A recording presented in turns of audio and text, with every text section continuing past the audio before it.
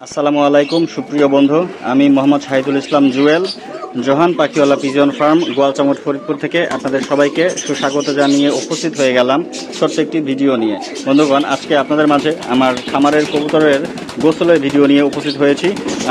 আপনাদের মনে প্রশ্ন জাগতে পারে যে গোসলের ভিডিও আপনাদের সাথে শেয়ার করার উদ্দেশ্য কি।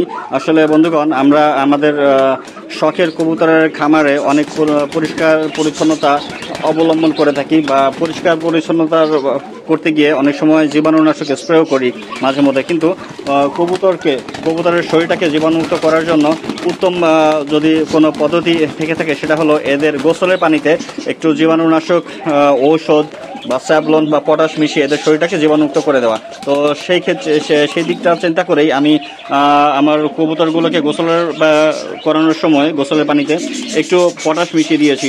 এতে করে এদের শরীর থেকে জীবাণুগুলো সব চলে যাবে বা মারা যাবে। তো সাধারণত সপ্তাহে একদিন আমি আমার খামারের কবুতরগুলোকে গোসল করার চেষ্টা করি। তবে বেশি গরম পড়লে বা দিনে তাপমাত্রা বেশি থাকলে সেক্ষেত্রে সপ্তাহে 2 থেকে 3 দিন গোসল করানোর চেষ্টা করি। বন্ধুগণ, আজকের এই ভিডিও থেকে আপনাদের জন্য একটি মেসেজ হলো, কবুতরের শরীরকে জীবাণুমুক্ত রাখার জন্য এদের গোসলের পানির সাথে একটু স্যাভলন বা জীবাণুনাশক ঔষধ অথবা পটাশ মিশিয়ে দিন। তাতে করে এদের শরীরটা জীবাণুমুক্ত থাকবে এবং রোগবালাইয়ের আক্রমণ থেকে দীর্ঘদিন সহি সালামতে থাকবে, হেফাজতে থাকবে। আজকে এই পর্যন্তই ভিডিও। বন্ধুগণ, আপনাদের থেকে বিদায় নিচ্ছি। পরবর্তীতে নতুন কোনো ভিডিও নিয়ে আবার হাজির হয়ে যাব। ততক্ষণ পর্যন্ত সবাই সুস্থ থাকুন, ভালো থাকুন। আল্লাহ হাফেজ।